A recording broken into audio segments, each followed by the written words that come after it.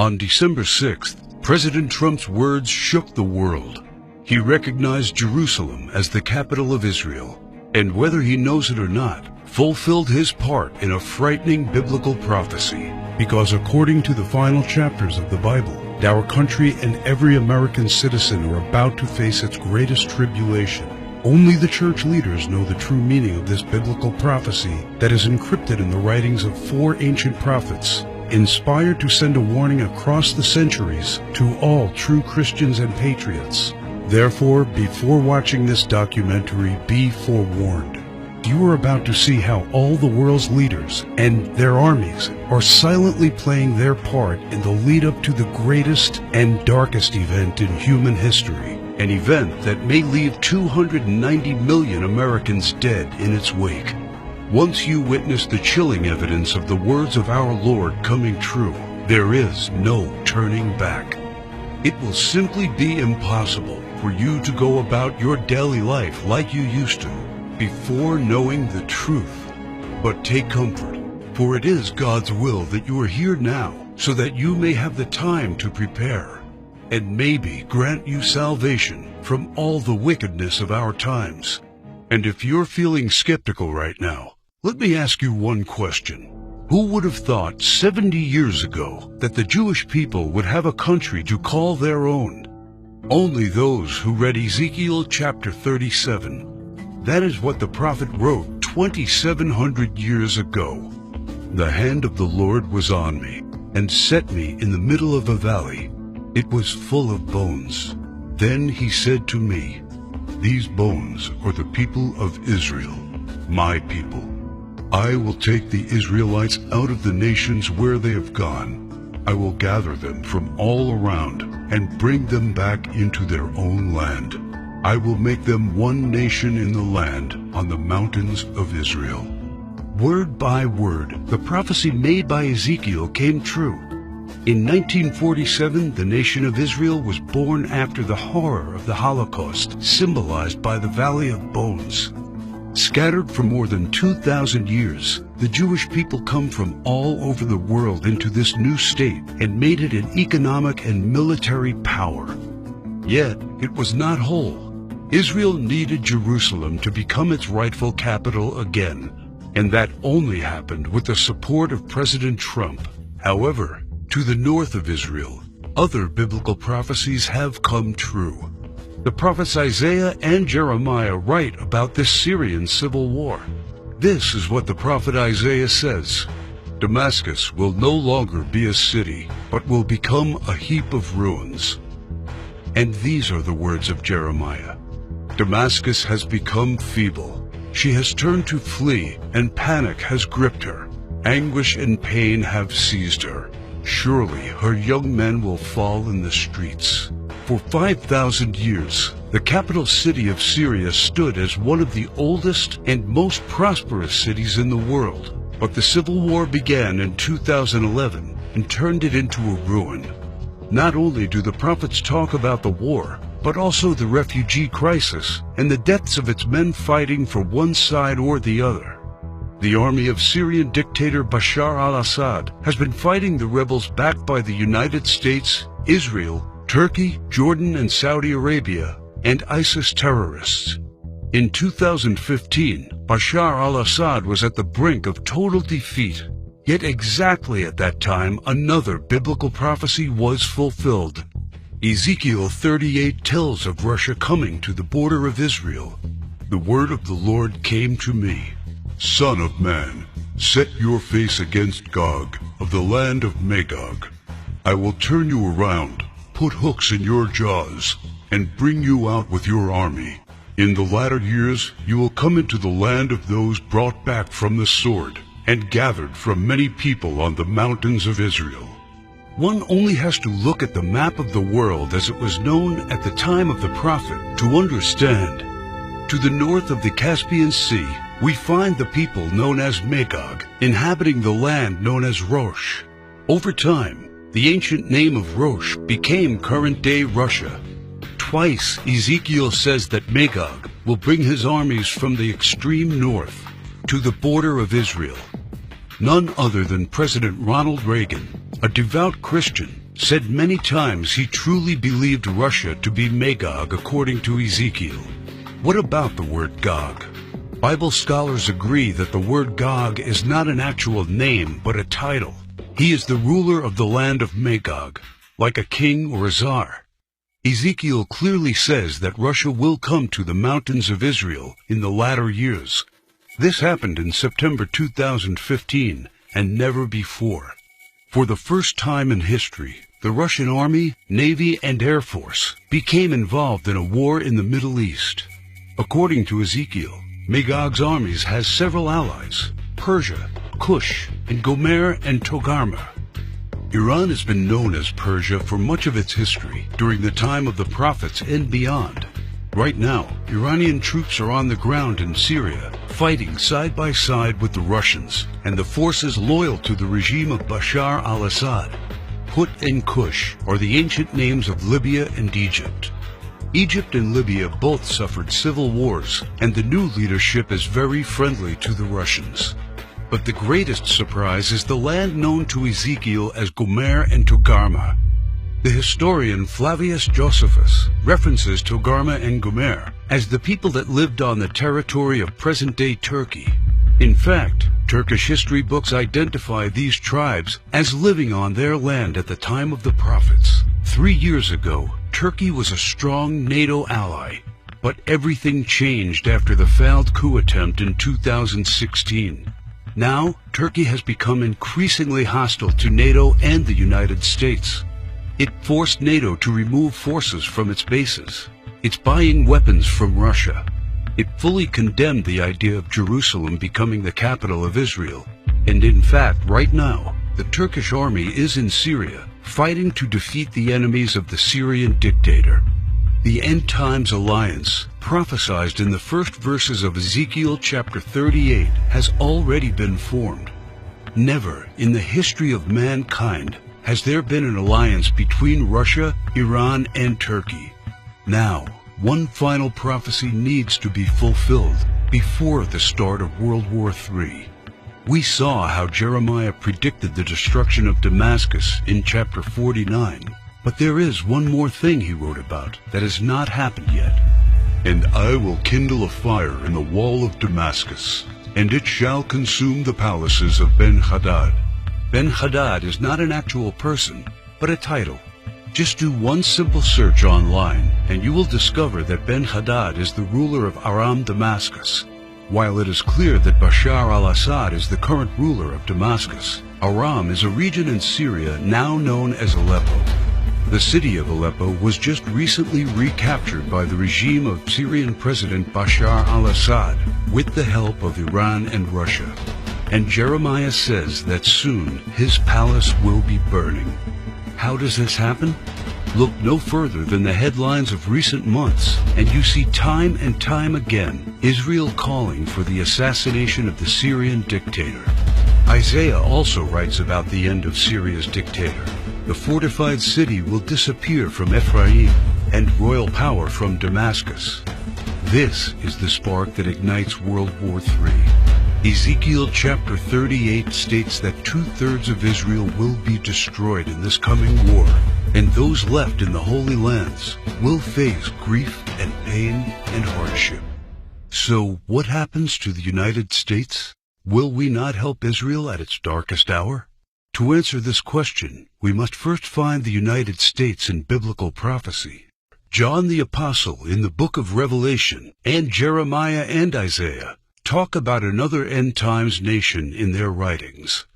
A nation called Babylon, or Mystery Babylon. The name is deeply symbolic. Ancient Babylon was a city made great by people who came from all parts of the ancient world, just like immigrants helped make the United States the world's only superpower.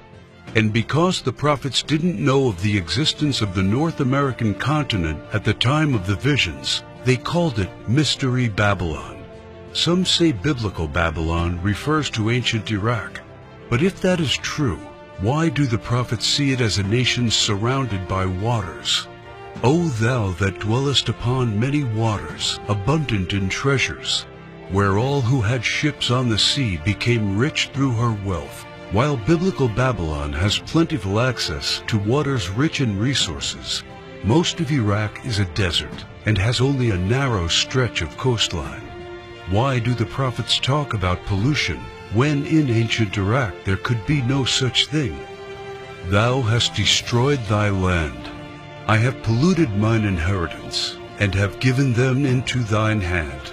Babylon mounts up to heaven, and descends above the heights of the clouds.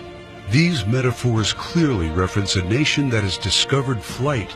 It is obvious that Babylon, or Mystery Babylon, can't be ancient Iraq. But the prophets have more to say about this end times nation. Babylon is hailed as a queen among nations, the lady of kingdoms. According to the prophets, Babylon reigneth over the kings of the earth. It is the praise of the entire earth, and an astonishment among the nations. It is a place of great riches, and the merchants of the earth are waxed rich through the abundance of her delicacies. In fact, the prophets say clearly that should something happen to Babylon, all worldwide trade would stop. The merchants of the earth will weep and mourn over her, because no one buys their cargoes anymore. It is the #1 military power, and it's called the hammer of the whole earth. Isaiah in verse 18, chapter 2, talks about how Babylon's beginning would be unique and awe-inspiring. America was created out of the former British colonies, a nation made out of many states just like the prophets foretold. Our ancestors were the first British colonists, and we speak their language. That's the reason why Jeremiah sees England like a mother to the U.S., according to verse 50, chapter 12. More so, the prophets talk about the lion that is on the sigil of the mother of Babylon. England uses the lion as its royal symbol. The last crew the prophets left us is incredibly accurate. The scripture often refers to Babylon as a woman. According to the book of Revelations, she sits atop water and has a golden cup in her right hand and a crown of 7 rays on her head. And the woman which thou sawest in that great city, which reigneth over the kings of the earth. The United Nations, in theory, reigns over all the kings of the earth, and is situated in New York, the great city where you can see the Statue of Liberty. The statue is the most well-known landmark in the U.S., and the symbol of Babylon the prophets are referring to in their clues. So why, then, are they also calling it the Whore of Babylon? The sculptor of the Statue of Liberty was Auguste Bertoldi, a Mason belonging to the Great Masonic Lodge in Paris. Before beginning the Statue of Liberty project, Bertoldi was seeking commission to construct a giant statue of the goddess Ishtar. The Romans also adopted this fertility goddess, but they changed the name to Libertas in Latin, Liberty in English. Libertas is the mythological equivalent of Ishtar. Therefore, the Statue of Liberty is in fact a statue of Ishtar, the Babylonian goddess of fertility, love, and sex. According to the ancient Babylonian rituals, one could only be purified of sin after intercourse with a temple priest or priestess of Ishtar. In return for this salvation, a gift offering was needed. Ishtar was the patron mother of the temple priestesses and priests. She was the mother of what we would call today prostitution. This is why Ishtar was seen by early Christians as the Whore of Babylon. And that is why the Statue of Liberty, the symbol of America, is also called by the prophets the Whore of Babylon. Do you think it is just a coincidence that the U.S., the home of the greatest and most famous statue of Ishtar, provides 65% of pornographic movies and adult entertainment to the world? Is it just another coincidence that this is the country where sexual liberation originated and spread to the rest of the world? It's not. It's just like the scriptures foretold. For all nations have drunk of the wine of the wrath of her fornication. The U.S. today has the most powerful economy and military, controls worldwide commerce, is proud and arrogant, has the most developed Air Force and space program, and it is the envy of the world. It houses the Whore of Babylon. It reigns over the kings of the earth. And unfortunately for every living American, It is Mystery Babylon. This is what the prophets say about the great enemy of Babylon. For out of the north there cometh up a nation against her, which shall make her land desolate. They come from a far country, from the end of heaven, and the weapons of his indignation to destroy the whole land. Remember which country the prophet said was from the north? The same country that Ezekiel said will lead a great alliance of nations to the borders of Israel? If war happens, the United States must be the first target. That is why the prophets foretell that at the start of this war, Russia will unexpectedly use a very special weapon, the weapon of indignation, against the whole territory of the U.S., a weapon like which the world has never seen. The Holy Book shows how Babylon will feel the fury of this terrible weapon. This weapon will hit our entire country, and all our defenses will be in vain. Though Babylon should mount up to heaven, and though she should fortify the height of her strength, yet the spoilers come unto her. This weapon paralyzes our military and leaves it almost defenseless. How is the hammer of the whole earth cut asunder and broken? The mighty men of Babylon have forborne to fight. Their might hath failed. The broad walls of Babylon shall be utterly broken, and her high gates shall be burned with fire. She hath given her hand. Her foundations are fallen. Her walls are thrown down, because the spoiler is come upon her, even upon Babylon. And her mighty men are taken. Every one of their bows is broken. And after the attack, Babylon is left silent and in darkness. Sit thou silent, and get thee into darkness, for thou shalt no more be called the Lady of Kingdoms. All three prophets tell of the fall of Babylon, the destruction of the United States of America as we know it. This is not an event that happened to ancient Babylon in the past. History has never recorded the fall of a state or a city in the way described by the prophets. What weapon could silence an entire continent in 1 hour? The world has never seen one until a few years ago, with the creation of the electromagnetic pulse, or EMP. Over and over, think tanks like the EMP Commission, working for the Senate, have warned how this is the greatest and perhaps only real vulnerability of the United States. Yet no administration has done anything about it. We are completely unprepared for what's coming. Every report says the same thing. This event can wipe out 90% of Americans, and all it takes is just one warhead to be detonated above the United States to take us back to medieval times. The lasting effects will destroy society as we know it, exactly as the scriptures predicted. Therefore shall her plagues come in one day, death and mourning and famine. Without hospitals or pharmacies being able to function, people won't be able to take their necessary medication. Without running water, heat, and garbage disposal, diseases will break out. As cars and trucks stop running, market shelves will become empty. Desperate people will become looters, and there will be food riots. There will be no police, no law, no health care, no help. It will all descend into chaos and confusion, a complete collapse of everything we take for granted today. As the prophet Jeremiah says, "And it shall be, when thou hast made an end of reading this book, that thou shalt bind it to a stone, and cast it into the midst of Euphrates. And thou shalt say, Thus shall Babylon sink, and shall not rise from the evil that it will bring upon her. And this is the start of the time of tribulation and sorrows.